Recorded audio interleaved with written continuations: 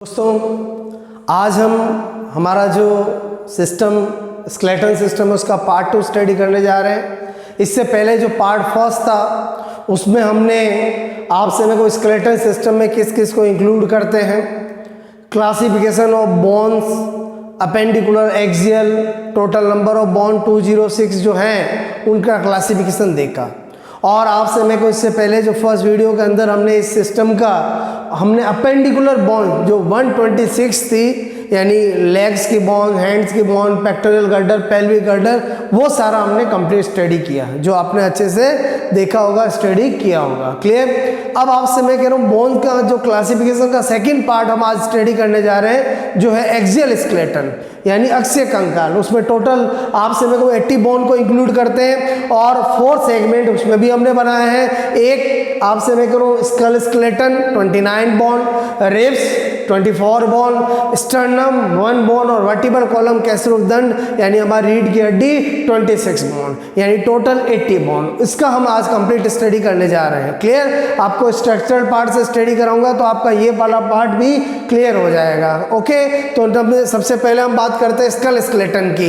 Axial skeleton में पहला हम सेगमेंट स्टडी करने जा रहे हैं skull skeleton. Total number of bone कितनी होती है 29 बोन, जिनमें स्कल बोन 28 और एक हायोइड बोन होती है जो रिलेटेड टू टंग है। तो आपसे मैं कहूँ टोटल कितनी होगी 29। अब स्कल बोन के अंदर 3 सेगमेंट है, एक क्रेनियम बोन यानी खोपड़ी की अस्थियां, एक फेशियल बोन चेहरे की अस्थियां और एक ईयर ओसिकल यानी कर्ण अस्थिकाएं। जो क्रेनियम बोन होती है वो 8 होती है, जो फेशियल बोन होती है वो आपसे मैं करूँ 14 होती है, जो ईयर ओसिकल से होती है वो 6 होती है। क्लियर। अब आपसे मैं करूँ तीनों को ऐड करते तो 28 बनती है, लेकिन आजकल जो मॉडर्न थिंक है, आधुनिक मत है, वो कहता है कि स्कल बोन में 22 बोन यानी क्रेनियम बोन और फेशियल बोन को ही इंक्लूड करते हैं। तो आपसे मैं करूँ ये मॉडर्न थिंक है। 14 और 8 कितना हो गया 22। अगर आपको अब कभी पूछा जाए कि आपसे मैं को स्कल बोन तो 22 आंसर देना है। ईयर ओसिकल्स को इंक्लूड नहीं करते हैं, उसका रीजन है क्योंकि स्कल बोन का मतलब होता है कि जो सारी बोन एक दूसरे से जुड़ी हुई हो, और ईयर ओसिकल 3 और 3 malleus incus stapes, malleus incus stapes ये जो होती है उससे अटैच नहीं होती है, इसलिए ईयर ओसिकल्स को मॉडर्न साइंटिस्ट जो है वो इसमें इंक्लूड नहीं करते हैं। क्लियर। अब आपसे मैं कह रहा हूँ ये मैंने आपको क्या बताया स्कल स्केलेटन के अंदर बताया। अब ये ईयर ओसिकल्स है वो बहुत इंपॉर्टेंट है, यहाँ से बहुत सारे क्वेश्चंस आते हैं। अब मैं आपको पहले ईयर ओसिकल्स के बारे में स्टडी कराता हूँ। दोस्तों हम जो अभी स्टडी कर रहे हैं स्कल स्केलेटन, उसमें मैंने आपको भी बताया था कि ईयर ओसिकल्स। अब ईयर ओसिकल्स का मैं आपको अलग से सेक्शन बता रहा हूँ क्योंकि ये इतना इंपॉर्टेंट है कि यहाँ से लॉट ऑफ क्वेश्चंस बनते हैं। तो और बहुत सारे अभी आपको 15-20 क्वेश्चन तो आपको यही मैं बताऊंगा जहाँ से क्वेश्चंस आते हैं। बड़े बड़े एग्जाम में नेट लेवल तक यहाँ से क्वेश्चंस आते हैं। होता है क्या स्टूडेंट भूल जाते हैं, तो मैं आपको अभी ट्रिक्स तरीके भी बताऊंगा। सबसे पहले ईयर ओसिकल्स में हम जानते 3 आती मेलियस इंकस और स्टेपिस, जिसको हम MIS के नाम से जानते हैं। ये तो हमने बचपन से पढ़ा है कि हमारे ईयर ओसिकल्स जो मिडल ईयर में होती है उसमें पहली मेलियस होती है, दूसरी इंकस होती है और तीसरी स्टेपिस होती है। ओके। अब अगर बात करें इनका शेप, बहुत इंपॉर्टेंट है। जो मेलियस होती है उसका जो शेप होता है वो हथेड़े नुमा यानी हम्बर शेप होता है। जो इंकस होती है उसका शेप एनविल शेप यानी छड़ी नुमा होता है। और जो स्टेपिस है जो हमारी बॉडी की सबसे स्मॉलेस्ट बोन होती है, सबसे छोटी अस्थि होती है, वो घोड़े के नाल नुमा यानी हॉर्सशू शेप होती है। इसका मतलब हुआ अगेन मैं आपसे कह रहा हूँ 3 और 3 6 क्वेश्चन बन गए। शेप देके इनका नाम पूछे, इनका नाम देके शेप पूछे तो आपको क्लियर होना चाहिए। उसके बाद सबसे ज़्यादा इंपॉर्टेंट आपसे मैं कहूँ ये मॉडिफाइड बोन कि ये किसकी मॉडिफाइड होती है, किस अस्थियों का रूपांतरित रूप होती है। और ये तो ऐसा है जो मैं आपसे कहूँ नेट लेवल तक इसके क्वेश्चंस आते हैं और बहुत इंपॉर्टेंट है। तो मेलियस जो है वो आर्टिकुलर बोन का मॉडिफाइड होती है, जो इंकस है वो क्वाड्रेट बोन का मॉडिफाइड होती है, और जो स्टेपिस है वो हाई मैंडिबुलर बोन का मॉडिफाइड होती है। अब आपसे मैं कहूँ बहुत सी बार अच्छे लेवल के क्वेश्चंस आते हैं एग्जाम में, आपको पूछा जाता है कि आर्टिकुलर बोन जो है उसकी मॉडिफाइड ईयर ओसिकल्स कौन सी है। ऑप्शन में मेलियस इंकस स्टेपिस होता है। स्टूडेंट कंफ्यूज हो जाते हैं। तो आपको मैं एक बहुत सिंपल सा ट्रिक तरीका बताता हूँ। आपसे मैं कह रहा हूँ जनरली एक ऐसा सिस्टम बना हुआ है कि जो कम आपसे मेरे को इंटेलिजेंट होते हैं हैं या आपसे वो कमज़ोर होते हैं वो 12th के बाद जनरली आर्ट्स ले लेते हैं। क्लियर। अब ये ऐसी सोच है, जबकि मैं आपसे कह रहा हूँ arts is very tough subject, क्योंकि उसको लेने के लिए आपसे मैं कह रहा हूँ और बहुत ही अच्छे से समझना पड़ता है, उसमें बहुत सेगमेंट्स हैं। क्लियर। लेकिन मैं एक जनरली जो रिवाज चला आ रहा है उसके बारे में मैं आपको अपनी ट्रिक निकालने के लिए बता रहा हूँ कि जनरली जिनका IQ कम होता है या जो कमज़ोर होते हैं उनको जनरली पेरेंट्स आर्ट्स दिला देते हैं या वो सेल्फ आर्ट्स ले लेते हैं। क्लियर। और आपसे मैं कह रहा हूँ वो अपना वर्क करते करते शॉप पर बैठते बैठते ही BA कर लेते हैं, MA कर लेते हैं। क्लियर। और उनसे कोई पूछता भी है तो वो बोलते हैं कि हमारे MA के अंदर जितना हमारा IQ है वो सही है। क्लियर। तो मेरी जो ट्रिक है वो क्या है, आपसे मैं कह रहा हूँ, मैंने यहाँ पर बताया आपको कि MA, ठीक है, में IQ आपसे मैं कह रहा हूँ सही है। ठीक है। अब इस ट्रिक से क्या है, हमारा काम हो जाएगा कैसे। मैंने कहा MA यानी मेलियस का संबंध किससे है, आर्टिकुलर से। आपसे मैं कहूँ IQ यानी इंकस का किससे, क्वाड्रेट से। और सही यानी स्टेपीज का किससे, हायर मैंडिबुलर से। तो इसका मतलब ये हुआ कि आपसे मैं कह रहा हूँ कि अगर आपको यहाँ से क्वेश्चन पूछा जाता है तो बहुत सिंपल तरीके से आपको मेरा कोटेशन ध्यान रखना है कि MA में IQ सही है तो M यानी मेलियस, A यानी आर्टिकुलर, I यानी इंकस, Q यानी क्वाड्रेट, सही यानी S यानी स्टेपीज और है यानी आपसे मैं कहूँ हायो मैंडिबुलर। क्लियर। अब यहाँ से आपसे मैं करूँ अगेन ये 3 और 3 6, आपसे मैं कहूँ 12 क्वेश्चन यहाँ से हो गए। उसके बाद जॉइंट कि भाई मेलियस, इंकस, स्टेपीज के अंदर कौन सा जॉइंट किसके बीच होता है। तो आपसे मैं कहूँ यहाँ पर मेलियस इंकस के बीच हिंज जॉइंट होता है और इंकस स्टेपीज के बीच बॉल एंड सॉकेट जॉइंट होता है। यहाँ से भी क्या स्टूडेंट कंफ्यूज हो जाते हैं। फिर मैं लॉजिक बताता हूँ। मैंने आपसे कहा बचपन से पढ़ा है मेलियस, इंकस, स्टेपीज को किस ट्रिक से ध्यान रखते हैं, मिस से ध्यान रखते हैं। और मिस का संबंध किससे होता है, हैजबैंड से। आपसे मैं करूँ तो हैजबैंड के अंदर पहले H आता है और फिर B आता है। इसका मतलब मेलियस, इंकस, स्टेपीज का सीक्वेंस अगर हमें पता है तो हमें जॉइंट में भी दिक्कत नहीं आएगी। क्लियर। तो मैंने आपको दोस्तों स्केलेटन सिस्टम के अंदर एक सेगमेंट स्केलेटन हमने स्टडी किया। नेक्स्ट अब अपन स्टडी कर रहे हैं दोस्तों। नाउ हम एक्सल स्केलेटन के अंदर हमारा सेकंड पार्ट है रिब्स। इससे पहले अभी हमने स्कल स्केलेटन कंप्लीट कर लिया। रिब्स के अंदर अगर हम बात करें तो बचपन से पढ़ा ह्यूमन के अंदर 12 पेयर रिब्स होती है। 12 पेयर का मतलब टोटल बोन कितनी हो गई, 24। क्लियर। अब आपसे मेरे को यहाँ से कंपटीशन एग्जाम में क्वेश्चन आता है कि जो ट्रू रिब्स है वो कौन से नंबर की है, फॉल्स रिब्स और फ्री फ्लोटिंग रिब्स।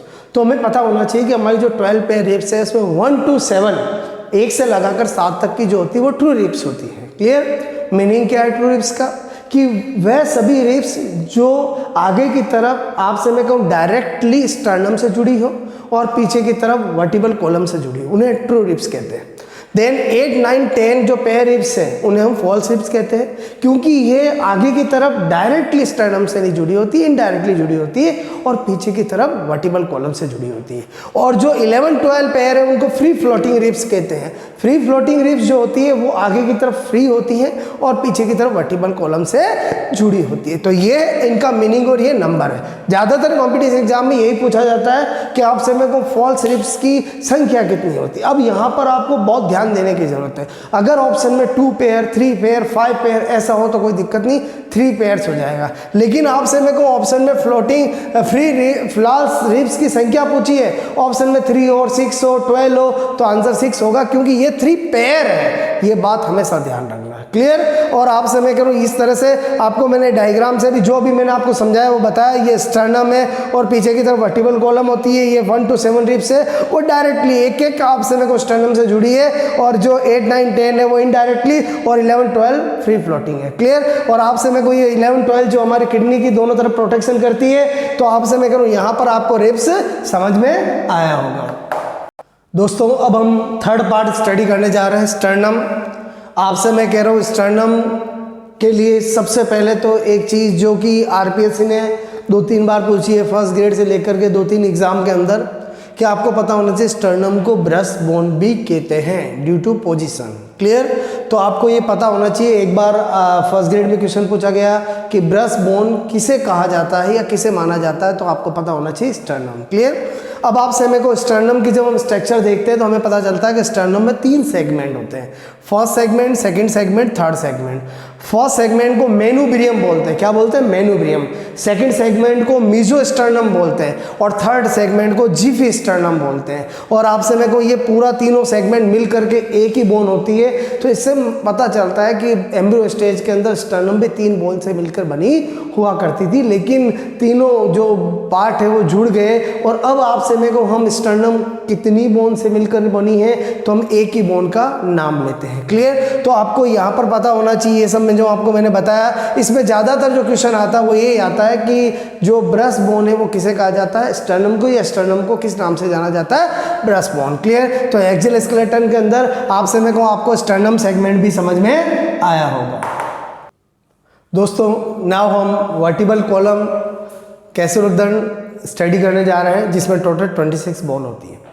अब क्या होता है कि इसका एक फॉर्मूला है जो हमें ध्यान रखना है, उससे हम इजीली नंबर पता लगा सकते हैं।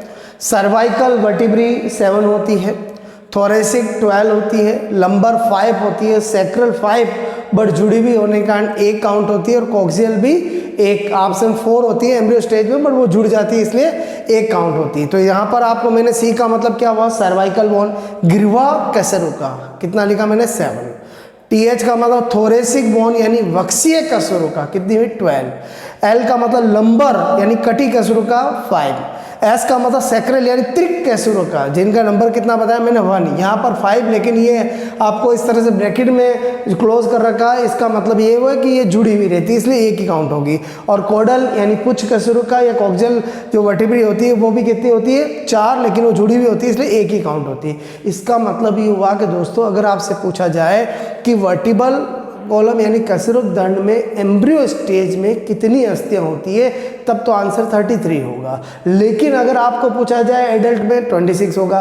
कुछ नहीं बोले और पूछे कैसरुदंड में वर्टिबल कॉलम में टोटल नंबर ऑफ बोन कितनी होती है? 26 ही आंसर आपको बताना है, 33 कभी नहीं बताना। 33 हम एक ही केस में बता सकते हैं, जब आपको एम्ब्रियो स्टेज भ्रूण अवस्था में पूछा जाए, तब ये जो हमने यहाँ पर ब्रैकेट बनाया वो हट जाएगा। तो आपका 7 + 12 + 5 + 5 + 2 4 अगर करेंगे तो टोटल 33 बोन हो जाएगी। क्लियर? अब आपसे मैं करूँ दोस्तों, यहाँ पर आपको पता होना चाहिए कि सर्वाइकल वर्टिब्रे की संख्या 7 ये हमारे आपसे मैं कह रहा हूँ जो है ह्यूमन के अंदर टिपिकल आपसे वो करेक्टर है, क्योंकि सभी जो आपसे मैं कहूँ मैमल्स होते हैं, स्तनधारी होते हैं, उनमें सर्वाइकल वर्टिब्रे की संख्या 7 होती है। इसका मतलब जिराफ की गर्दन चाहे कितनी लंबी हो और मनुष्य की गर्दन चाहे कितनी भी छोटी हो, दोनों में सर्वाइकल वर्टिब्रे की संख्या 7 होती है। ये हमारे मैमल्स का टिपिकल करेक्टर है। क्लियर? तो आपसे मैं इतनी बात आपको समझ में आई होगी। अब सर्वाइकल वर्टिब्रे में क्या है, जो C1 और C2 है वो बहुत इंपॉर्टेंट है। C1 जो होती है उसे आपसे मेरे को एटलस बोन कहते हैं, और C2 जो होती है उसे एक्सिस बोन कहते हैं, जो हम आगे स्टडी करने जा रहे हैं।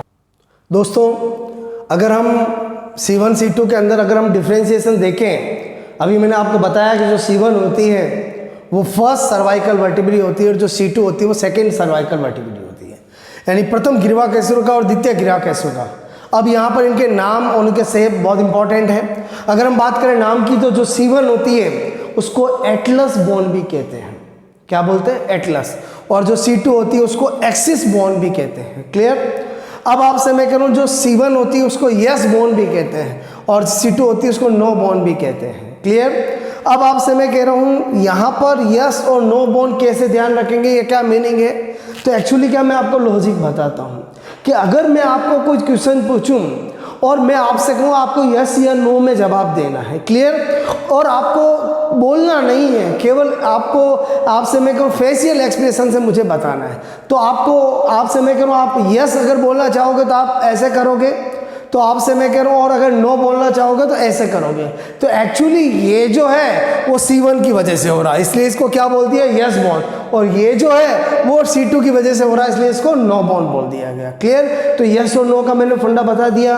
रही बात आपको एटलस बोन कौन सी होती है, C1 C2 ऐसा पूछा जाए तो आपको ध्यान रखना है एटलस और एक्सिस के अंदर पहले कौन आता है? C1 आती है। और आपसे मैं कह रहा हूँ आपको पता होना चाहिए कि जब हम बचपन में छोटे होते हैं तो सबसे पहले हमारे साइकिल आती होती है और साइकिल का फेमस ब्रांड है एटलस। क्लियर? इसका मतलब हुआ एटलस C1 होगी। इस तरह से आप ध्यान रख सकते हैं। अब अगर स्ट्रक्चर की बात करें तो जो C1 होती है, जो एटलस होती है, जो यस बोन होती है, जो फर्स्ट सर्वाइकल होती है, वो रिंग शेप होती है। आपसे मैं कह रहा हूं, यहां पर मैंने आपको बताया वलय नुमा इसकी संरचना होती है। क्लियर? जिसके अंदर जो आपसे मैं कैविटी होती, फोसा होता है, उसे ओडेंटोइड फोसा बोलते हैं। इसी तरह से आपसे मैं कह रहा हूं जो C2 होती है उसको आपसे मैं कहूं बना देखते हैं तो उसमें एक प्रोसेस होता है, उसको ओडेंटोइड प्रोसेस बोलते हैं। इस तरह से आपसे मैं कह रहा हूं ये C1 और C2 जो है उनका यहाँ पर अगर हम जॉइंट देखें तो C1 के ओडेंटोइड फोसा के अंदर C2 का जो ओडेंटोइड प्रोसेस होता है वो फिट होता है और कौन सा जॉइंट बनाता है? पाइवोइड जॉइंट बनाता है। क्लियर? आपसे मैं कहूं दूराग्र संधि बनाता है। क्लियर? तो आपसे मैं को इतनी बात समझ में।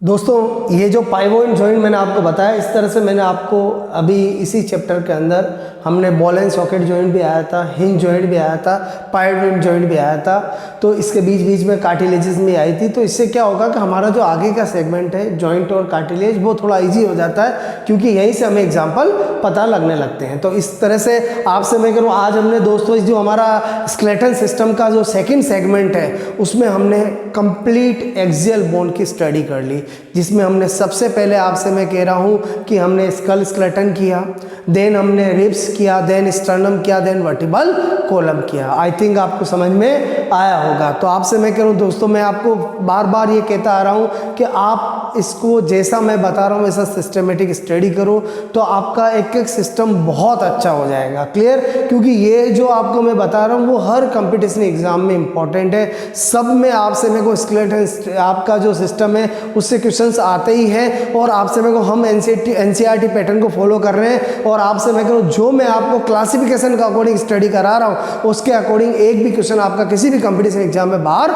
नहीं आ सकता। क्लियर? आई थिंक आपको आपसे मैं कहूँ बहुत अच्छे से समझ में आया होगा। Okay, thanks a lot.